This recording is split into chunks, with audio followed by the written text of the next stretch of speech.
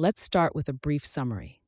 This article, written by Paul Graham in 2021, helps us understand what it truly means to work and how we can achieve it.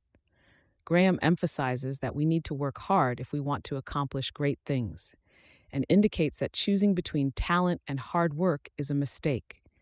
He suggests ideas for discovering your areas of interest and talents and using them most efficiently. He also underscores the importance of being honest with yourself during the work process and constantly evaluating your performance. This article points out that hard work is not just an on off switch, but instead a complex and dynamic system, and it is necessary to find the right setting at every point. Before we dive in, I want to share a quick note about how this podcast is created. As you've probably noticed, this podcast isn't voiced by a human, but by artificial intelligence. I'm obligated to inform you of this beforehand due to the rules of AI services. This podcast is made possible by our sponsor, Wope.com, an AI startup that combines content marketing with artificial intelligence to significantly boost traffic and revenue of your startups. For all the latest content, be sure to follow me at x.com Yigit Konur. Now let's turn our attention back to the essay, The Nuances of Truly Hard Work. Original title, How to Work Hard. Date, June 2021. It might not seem there's much to learn about how to work hard. Anyone who's been to school knows what it entails, even if they chose not to. There are 12-year-olds who work amazingly hard. And yet, when I ask if I know more about working hard now than when I was in school, the answer is definitely yes. One thing I know is that if you want to do great things, you'll have to work very hard. I wasn't sure of that as a kid. Schoolwork varied in difficulty. One didn't always have to work super hard to do well. And some of the things famous adults did, they seemed to do almost effortlessly. Was there perhaps some way to evade hard work through sheer brilliance? Now I know the answer to that question. There isn't. The reason some subjects seemed easy was that my school had low standards. And the reason famous adults seemed to do things effortlessly was years of practice. They made it look easy. Of course, those famous adults usually had a lot of natural ability too. There are 3 ingredients in great work: natural ability, practice, and effort. You can do pretty well with just 2, but to do the best work, you need all 3. You need great natural ability and to have practiced a lot and to be trying very hard. Bill Gates, for example, was among the smartest people in business in his era, but he was also among the hardest working. I never took a day off in my 20s, he said. Not one. It was similar with Lionel Messi. He had great natural ability, but when his youth coaches talk about him, what they remember is not his talent, but his dedication and his desire to win. P.G. Wodehouse would probably get my vote for best English writer of the 20th century, if I had to choose. Certainly, no one ever made it look easier, but no one ever worked harder. At 74, he wrote, "With each new book of mine I have, as I say, the feeling that this time I have picked a lemon in the garden of literature." A good thing, really, I suppose. Keeps one up on one's toes and makes one rewrite every sentence 10 times. Or in many cases, 20 times. Sounds a bit extreme, you think? And yet Bill Gates sounds even more extreme. Not one day off in 10 years. These two had about as much natural ability as anyone could have, and yet they also worked about as hard as anyone could work. You need both. That seems so obvious, and yet in practice we find it slightly hard to grasp. There's a faint shore between talent and hard work. It comes partly from popular culture, where it seems to run very deep, and partly from the fact that the outliers are so rare. If great talent and great drive are both rare, then people with both are rare squared. Most people you meet who have a lot of one will have less of the other. But you'll need both if you want to be an outlier yourself. And since you can't really change how much natural talent you have, in practice, doing great work, insofar as you can, reduces to working very hard. It's straightforward to work hard if you have clearly defined, externally imposed goals, as you do in school. There is some technique to it. You have to learn not to lie to yourself, not to procrastinate, which is a form of lying to yourself, not to get distracted, and not to give up when things go wrong. But this level of discipline seems to be within the reach of quite young children if they want it. What I've learned since I was a kid is how to work toward goals that are neither clearly defined nor externally imposed.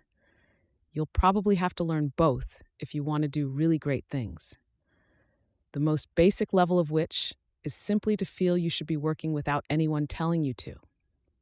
Now, when I'm not working hard, alarm bells go off. I can't be sure I'm getting anywhere when I'm working hard, but I can be sure I'm getting nowhere when I'm not, and it feels awful. There wasn't a single point when I learned this. Like most little kids, I enjoyed the feeling of achievement when I learned or did something new. As I grew older, this morphed into a feeling of disgust when I wasn't achieving anything. The one precisely dateable landmark I have is when I stopped watching TV at age 13. Several people I've talked to remember getting serious about work around this age. When I asked Patrick Collison when he started to find idleness distasteful, he said I think around age 13 or 14. I have a clear memory from around then of sitting in the sitting room, staring outside, and wondering why I was wasting my summer holiday. Perhaps something changes at adolescence. That would make sense. Strangely enough, the biggest obstacle to getting serious about work was probably school, which made work, what they called work, seem boring and pointless. I had to learn what real work was before I could wholeheartedly desire to do it. That took a while, because even in college, a lot of the work is pointless. There are entire departments that are pointless. But as I learned the shape of real work, I found that my desire to do it slotted into it as if they'd been made for each other. I suspect most people have to learn what work is before they can love it. Hardy wrote eloquently about this in A Mathematician's Apology. I do not remember having felt, as a boy, any passion for mathematics, and such notions as I may have had of the career of a mathematician were far from noble. I thought of mathematics in terms of examinations and scholarships. I wanted to beat other boys, and this seemed to be the way in which I could do so most decisively. He didn't learn what math was really about till partway through college, when he read Jordan's Cours d'Analyse. I shall never forget the astonishment with which I read that remarkable work, the first inspiration for so many mathematicians of my generation, and learnt for the first time as I read it what mathematics really meant. There are two separate kinds of fakeness you need to learn to discount in order to understand what real work is. One is the kind Hardy encountered in school. Subjects get distorted when they're adapted to be taught to kids, often so distorted that they're nothing like the work done by actual practitioners. The other kind of fakeness is intrinsic to certain types of work.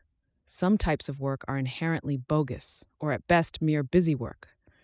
There's a kind of solidity to real work. It's not all writing the Principia, but it all feels necessary. That's a vague criterion, but it's deliberately vague because it has to cover a lot of different types. Once you know the shape of real work, you have to learn how many hours a day to spend on it. You can't solve this problem by simply working every waking hour, because in many kinds of work, there's a point beyond which the quality of the result will start to decline. That limit varies depending on the type of work and the person. I've done several different kinds of work, and the limits were different for each. My limit for the harder types of writing or programming is about 5 hours a day, whereas when I was running a startup, I could work all the time. At least for the 3 years I did it. If I'd kept going much longer, I'd probably have needed to take occasional vacations. The only way to find the limit is by crossing it. Cultivate a sensitivity to the quality of the work you're doing, and then you'll notice if it decreases because you're working too hard. Honesty is critical here, in both directions. You have to notice when you're being lazy, but also when you're working too hard. And if you think there's something admirable about working too hard, get that idea out of your head. You're not merely getting worse results, but getting them because you're showing off, if not to other people, then to yourself. Finding the limit of working hard is a constant, ongoing process, not something you do just once. Both the difficulty of the work and your ability to do it can vary hour to hour, so you need to be constantly judging both how hard you're trying and how well you're doing. Trying hard doesn't mean constantly pushing yourself to work, though. There may be some people who do, but I think my experience is fairly typical. and I only have to push myself occasionally when I'm starting a project or when I encounter some sort of check. That's when I'm in danger of procrastinating. But once I get rolling, I tend to keep going. What keeps me going depends on the type of work. When I was working on ViaWeb, I was driven by fear of failure. I barely procrastinated at all then, because there was always something that needed doing. And if I could put more distance between me and the pursuing beast by doing it, why wait? Whereas what drives me now, writing essays, is the flaws in them. Between essays, I fuss for a few days, like a dog circling while it decides exactly where to lie down. But once I get started on one, I don't have to push myself to work, because there's always some error or omission already pushing me. I do make some amount of effort to focus on important topics. Many problems have a hard core at the center, surrounded by easier stuff at the edges. Working hard means aiming toward the center to the extent you can. Some days you may not be able to. Some days you'll only be able to work on the easier peripheral stuff. But you should always be aiming as close to the center as you can without stalling. The bigger question of what to do with your life is one of these problems with a hard core. There are important problems at the center, which tend to be hard, and less important, easier ones at the edges. So, as well as the small daily adjustments involved in working on a specific problem, you'll occasionally have to make big, lifetime scale adjustments about which type of work to do. And the rule is the same. Working hard means aiming toward the center, toward the most ambitious problems. By center, though, I mean the actual center, not merely the current consensus about the center. The consensus about which problems are most important is often mistaken, both in general and within specific fields. If you disagree with it, and you're right, that could represent a valuable opportunity to do something new. The more ambitious types of work will usually be harder, but although you should not be in denial about this, neither should you treat difficulty as an infallible guide in deciding what to do. If you discover some ambitious type of work that's a bargain in the sense of being easier for you than other people, either because of the abilities you happen to have, or because of some new way you found to approach it, or simply because you're more excited about it, by all means, work on that. Some of the best work is done by people who find an easy way to do something hard. As well as learning the shape of real work, you need to figure out which kind you're suited for. And that doesn't just mean figuring out which kind your natural abilities match the best. It doesn't mean that if you're 7 feet tall, you have to play basketball. What you're suited for depends not just on your talents, but perhaps even more on your interests. A deep interest in a topic makes people work harder than any amount of discipline can. It can be harder to discover your interests than your talents. There are fewer types of talent than interest, and they start to be judged early in childhood, whereas interest in a topic is a subtle thing that may not mature till your 20s, or even later. The topic may not even exist earlier. Plus, there are some powerful sources of error you need to learn to discount. Are you really interested in X? Or do you want to work on it because you'll make a lot of money? Or because other people will be impressed with you? Or because your parents want you to? The difficulty of figuring out what to work on varies enormously from one person to another. That's one of the most important things I've learned about work since I was a kid. As a kid, you get the impression that everyone has a calling, and all they have to do is figure out what it is. That's how it works in movies and in the streamlined biographies fed to kids. Sometimes it works that way in real life. Some people figure out what to do as children and just do it, like Mozart. But others, like Newton, turn restlessly from one kind of work to another. Maybe in retrospect we can identify one as their calling. We can wish Newton spent more time on math and physics and less on alchemy and theology. But this is an illusion induced by hindsight bias. There was no voice calling to him that he could have heard. So while some people's lives converge fast, there will be others whose lives never converge. And for these people, figuring out what to work on is not so much a prelude to working hard as an ongoing part of it, like one of a set of simultaneous equations. For these people, the process I described earlier has a third component. Along with measuring both how hard you're working and how well you're doing, you have to think about whether you should keep working in this field or switch to another. If you're working hard but not getting good enough results, you should switch. It sounds simple, expressed that way, but in practice, it's very difficult. You shouldn't give up on the first day just because you work hard and don't get anywhere. You need to give yourself time to get going. But how much time? And what should you do if work that was going well stops going well? How much time do you give yourself then? What even counts as good results? That can be really hard to decide. If you're exploring an area few others have worked in, you may not even know what good results look like. History is full of examples of people who misjudged the importance of what they were working on.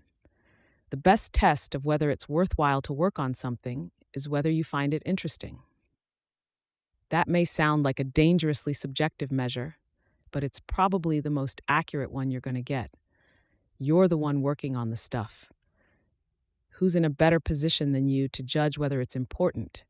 And what's a better predictor of its importance than whether it's interesting? For this test to work, though, you have to be honest with yourself. Indeed, that's the most striking thing about the whole question of working hard, how at each point it depends on being honest with yourself. Working hard is not just a dial you turn up to 11. It's a complicated, dynamic system that has to be tuned just right at each point.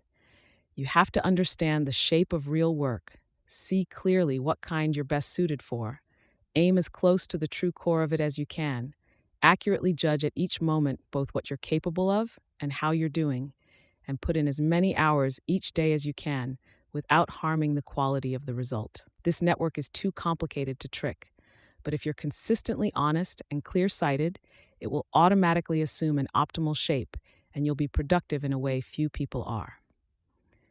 In the bus ticket theory of genius, I said the three ingredients in great work were natural ability, determination, and interest. That's the formula in the preceding stage. Determination and interest yield practice and effort. I mean this at a resolution of days, not hours. You'll often get somewhere while not working, in the sense that the solution to a problem comes to you while taking a shower or even in your sleep, but only because you were working hard on it the day before. It's good to go on vacation occasionally, but when I go on vacation, I like to learn new things. I wouldn't like just sitting on a beach. The thing kids do in school that's most like the real version is sports. Admittedly, because many sports originated as games played in schools. But in this one area, at least, kids are doing exactly what adults do. In the average American high school, you have a choice of pretending to do something serious or seriously doing something pretend. Arguably, the latter is no worse. Knowing what you want to work on doesn't mean you'll be able to. Most people have to spend a lot of their time working on things they don't want to, especially early on. But if you know what you want to do, you at least know what direction to nudge your life in. 5. The lower time limits for intense work suggest a solution to the problem of having less time to work after you have kids. Switch to harder problems. In effect, I did that, though not deliberately. Some cultures have a tradition of performative hard work. I don't love this idea because A, it makes a parody of something important, and B, it causes people to wear themselves out doing things that don't matter. I don't know enough to say for sure whether it's net good or bad, but my guess is bad. One of the reasons people work so hard on startups is that startups can fail, and when they do, that failure tends to be both decisive and conspicuous.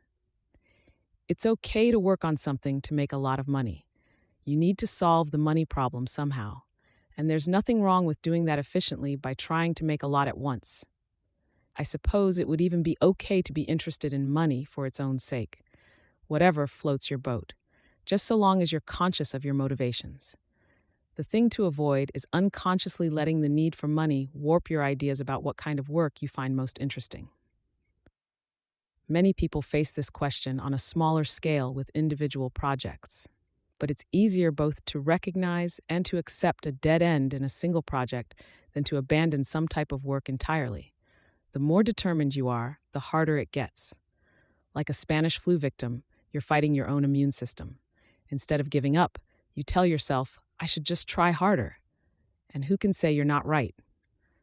Thanks to John Carmack, John Collison, Patrick Collison, Robert Morris, Jeff Ralston, and Harj Taggar for reading drafts of this.